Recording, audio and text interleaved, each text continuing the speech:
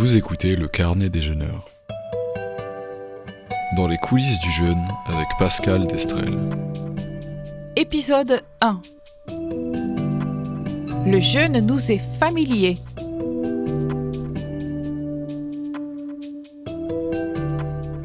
Tu pourrais nous expliquer ce que c'est que le jeûne ? Le jeûne, c'est la privation volontaire ou non de toute nourriture.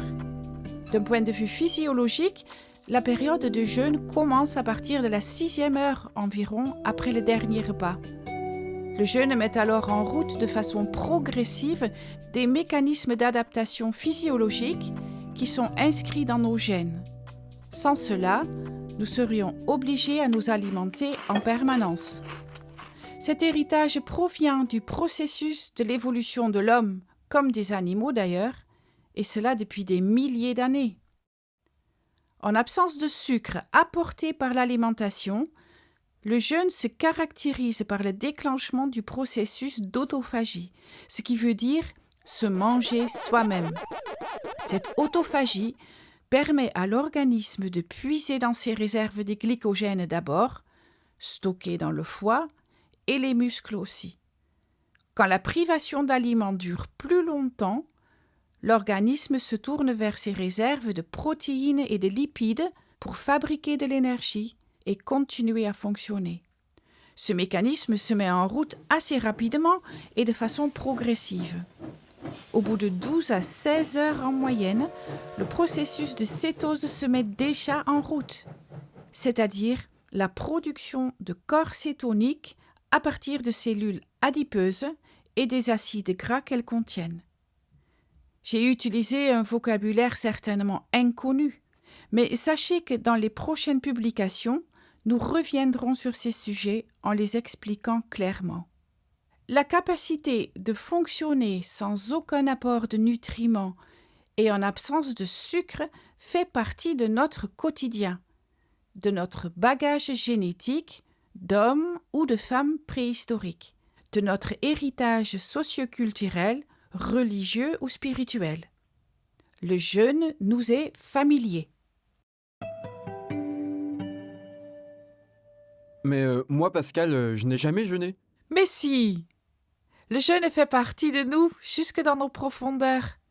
Notre quotidien est rythmé par l'alternance entre les prises des repas, suivies par des périodes digestives, et le jeûne. Nous jeûnons toutes les nuits et au petit matin, nous rompons le jeûne avec le petit déjeuner. Tu n'avais jamais fait attention à ça? Imagine, un repas léger pris vers 20 heures le soir. La digestion et l'absorption des nutriments sera finie 6 heures après, donc vers 2 heures du matin. Pendant les heures qui te séparent de ton petit déjeuner, ton corps va chercher son énergie dans ses réserves de sucre, stockées dans ton foie. Et si le jeûne dure plus longtemps, il puisera dans tes graisses et de façon moindre dans tes protéines. C'est cela le jeûne. Dans une perspective historique, plus large dans le temps. Depuis la nuit des temps, l'homme a développé sa capacité à jeûner tout en conservant ses capacités physiques et mentales. À la préhistoire, cette aptitude atavique, c'est-à-dire inscrite dans son patrimoine génétique, lui a permis de résister en période de disette ou de famine et d'assurer ainsi la survie de son espèce. Cette alternance entre période de disette et période d'abondance a rythmé la vie de nos ancêtres jusqu'à il y a quelques décennies. Au XXe siècle encore, il n'était pas rare de manquer de quelques aliments, d'être contraint à une monodiète, c'est-à-dire que le repas ne comportait qu'un seul et unique aliment. Ou bien on était obligé à sauter un, voire plusieurs repas. L'alimentation collait à chaque saison. La danse des saisons imposait son éventail d'aliments disponibles ou absents jusqu'au siècle dernier. Le problème de soudure était courant en fin de saison. Par exemple, en fin d'hiver, les légumes et tubercules étant épuisés, et en attendant l'arrivée des premières récoltes du printemps, une monodiète pouvait s'imposer. C'est vrai, on parle du bon vieux temps, mais ça devait être difficile. tout n'était pas si rose. Oui, en effet. Le jeûne est certes un processus majoritairement physiologique, mais effectivement, il ne faut pas sous-estimer l'aspect psychologique et émotionnel. Avant, les périodes de restriction étaient imposées à nos ancêtres par des caprices de la nature, les conflits, d'autres raisons indépendantes de leur volonté. Les durées de ces périodes de manque étaient souvent inconnues. C'étaient des famines. L'aspect anxiogène était alors non négligeable. Il y a une différence majeure entre des jeûnes conjoncturels imposés et nos jeûnes décidés de façon libre d'aujourd'hui. Quand aujourd'hui nous décidons de jeûner pendant quelques jours, nous connaissons la date de la reprise alimentaire, nous sommes rassurés. Ben oui, nos réfrigérateurs pleins nous attendent. Et dans cette optique, nos cures de jeûne sont des cures de luxe. Cet aspect psychologique différencie également un jeûne volontaire d'aujourd'hui avec une grève de la faim. Pour les premiers, les motivations sont en lien avec le bien-être physique, le lâcher-prise, un retour vers soi. Je suis en présence de Anne Berry. Bonjour Anne. Bonjour. Voilà, tu es jeûneuse, tu as jeûné pendant 6 jours dans un centre spécialisé. Tu as un quotidien débordant, Anne. Raconte-nous un peu qui tu es. Alors moi, je m'appelle Anne Berry, je suis musicienne, chanteuse et compositrice dans la pop et la chanson. Voilà, je suis beaucoup en tournée. Mon quotidien, c'est plutôt ça, des répétitions, des concerts. Coucher tard, lever pas trop tôt. Et je suis maman d'un petit garçon de 8 ans. Heureusement, le fait d'être maman amène quand même un cadre dans tout ça. Tu as ressenti le besoin, à un moment donné, de couper avec ce quotidien, avec tout ça. Cette course au quotidien. Et du coup, tu as pris la décision de faire une semaine de jeûne dans un centre spécialisé. Tout à fait. En fait, c'est venu progressivement. J'avais entendu parler du jeûne par ma belle-sœur, qui m'avait dit « Ah, mais tu veux pas essayer avec moi 3 jours, comme ça, par téléphone, je te brief, etc. » Bon, j'avais essayé 2 jours, puis au bout de 2 jours, en fait, les 2 premiers jours sont les plus durs dans le jeûne. Donc, au bout de 2 jours, j'ai craqué et j'ai dit on remettra ça plus tard. D'accord, donc tu as essayé le jeûne. J'ai essayé, mais seule, chez toi. Et je me suis rendu compte que toute seule, j'y arriverais pas. Est-ce que tu t'es renseignée sur vraiment le processus physiologique du jeûne, du coup ? Justement, pas tellement. Enfin, j'étais pas très avertie. Oui. Il y avait juste ma belle-sœur qui me disait, bon, allez, qui me motivait par téléphone. Mais bon, c'était pas suffisant. D'accord. Et du coup, au bout du 3e jour, tu as arrêté ? Oui, j'ai craqué. J'ai dit, bon, on verra ça plus tard. D'accord. Et donc, le plus tard ? Plus tard, ça a été quand, au printemps dernier, j'ai commencé à me renseigner sur vraiment un centre de jeûne. Oui. Parce que j'avais quand même cette envie d'aller explorer ça et d'avoir cette expérience-là, notamment parce que j'avais des petits soucis d'estomac assez récurrents depuis 2 ans. Plusieurs personnes m'avaient dit « Ah, le jeûne, pour ça peut être bien ». Mais tu sais, moi, Pascal, à force de parler du jeûne et rien qu'à l'idée de manquer un repas, franchement, je stresse. Ben oui. S'alimenter est un acte récurrent qui rythme notre quotidien. En moyenne, nous mangeons 3 fois par jour, c'est-à-dire 1100 fois par an.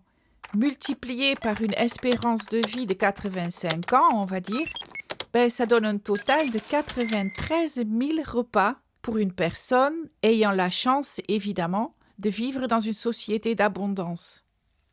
Puis, les aliments, les recettes, leurs saveurs, les odeurs de notre enfance sont inscrits dans notre mémoire émotionnelle depuis l'âge tendre. Notre lien à notre mère, nos relations familiales, le bien-être ou le mal-être ressenti, tout ce vécu imbibe notre façon de nous alimenter. Ce vécu peut engendrer d'ailleurs des comportements alimentaires équilibrés, Mais chez d'autres personnes, manger devient synonyme de comportement inadapté à ses besoins, voire néfaste pour la santé. En temps normal, cuisiner pour sa famille et ses amis, partager un repas au quotidien comme pendant des fêtes est un acte qui témoigne d'amour, d'amitié, de générosité. Ah, je comprends mieux à quel point l'alimentation, elle est émotionnelle, sensible, multifactorielle. Et c'est pour ça que le jeûne fait peur. En effet, dans notre ère industrielle, dans notre société de surconsommation, le concept du jeûne devient un peu plus problématique. Le manque, la privation sont des concepts qui ne sont pas du tout à la mode. Avant, c'était les religions qui nous incitaient à l'abstinence, et pas que au niveau alimentaire. Jusqu'à il n'y a pas très longtemps, c'était la religion qui influençait le fonctionnement de notre société. D'ailleurs, chaque religion connaît des pratiques de restriction alimentaire, voire des rituels d'offrande pour gagner les faveurs d'une divinité, par exemple. Dans ce contexte, les règles alimentaires avaient un rôle identitaire très fort. Les croyances avaient alors une place plus importante dans le quotidien de nos aïeuls, et ces règles alimentaires étaient appliquées avec soin. Moi, je me rappelle que le vendredi, dans ma famille, on ne mangeait jamais de viande. Mais aujourd'hui, dans nos contrées, les religions ont perdu de leur influence. Maintenant, c'est la société de consommation, avec les publicités omniprésentes et omnipuissantes, qui gouvernent notre mode de vie et nous incitent à manger trop souvent et trop riche. La peur du manque est cultivée. Et cette peur de manquer est un terreau très fertile. C'est là que prennent racine les réactions hostiles, voire agressives, contre la pratique du jeûne. Moi-même, je me rappelle, j'ai dû vaincre cette trouille au ventre pour entamer mon premier jeûne. Et dans ce sens-là, jeûner aujourd'hui relève de la folie. S'abstenir de nourriture de façon volontaire en période d'abondance va à l'encontre de notre éducation, de notre société de consommation et surtout, il faut affronter nos peurs archaïques, inscrites quelque part dans les profondeurs de notre cerveau. Notre évolution nous a appris de manger, de nous engraisser quand la nourriture était à disposition, car peut-être que demain, il n'y en aura plus. C'est pour ça qu'on nous dit « finis ton assiette, il faut manger pour grandir ». Les pubs nous font croire que plus on mange, plus on sera heureux. Et ça nous parle. Je suis en présence aujourd'hui de Nicole, danseuse, enseignante et chorégraphe. C'est ça. Voilà, bonjour Nicole. Bonjour Pascal. Merci de venir ici pour témoigner de ton expérience de jeûne. Je me rappelle que lors d'une cure de jeûne que tu as faite, tu m'as dit « c'est important pour moi de prendre soin de mon corps parce que mon corps est mon outil de travail. » Oui, c'est tout à fait ça.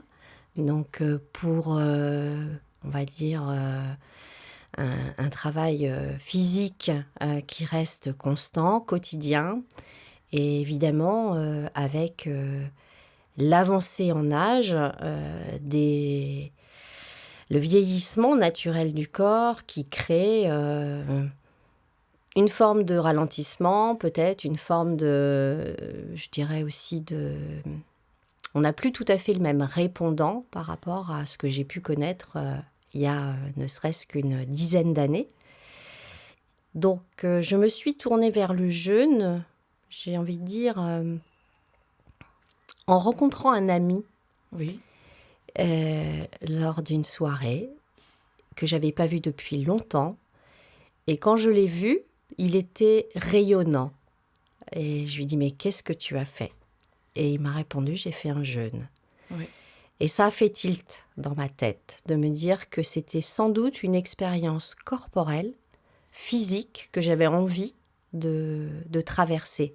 Au départ, vraiment, je dirais une curiosité quand même, parce que je n'ai pas de problème de poids, donc je ne vais pas jeûner pour maigrir. Et puis, il y a aussi l'inconnu du jeûne, où on se demande si on en a vraiment besoin. Parce que voilà, on ne sait pas. On se dit après tout, pourquoi je ferais ça ? Et j'ai été dans une curiosité par rapport à un ressenti rayonnant en croisant un ami. J'ai eu envie d'essayer d'expérimenter cela. D'accord. Est-ce que tu as ressenti une appréhension, de la peur ? Non. Du tout. Jamais. Super. Pas du tout.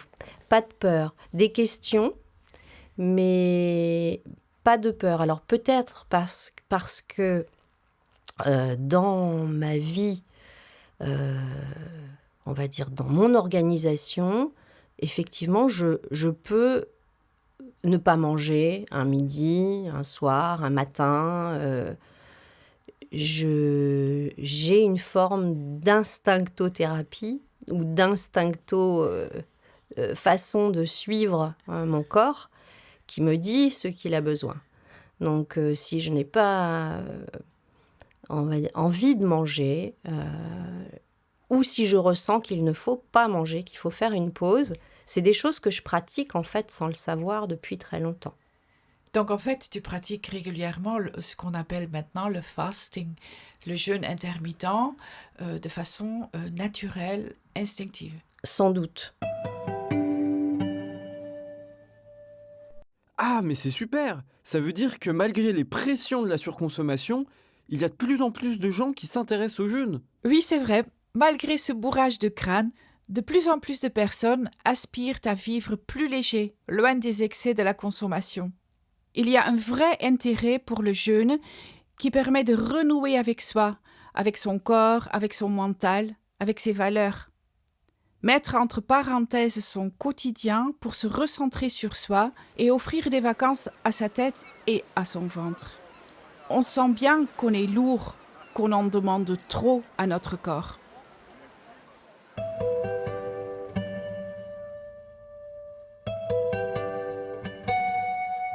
Merci d'avoir écouté le Carnet des jeûneurs. Vous avez pu entendre pendant ce podcast Anne Berry, Nicole Piazzon, chargée de production Arnaud Destrel, chargée de communication Julie Marty, à la réalisation Aurélien Bariol, Antonin Yé, Félix Poiseau, Paul Guillaume Verne. Présentation Pascal Destrel-Daimen. Nous vous donnons rendez-vous pour le prochain épisode, le mois prochain. À bientôt!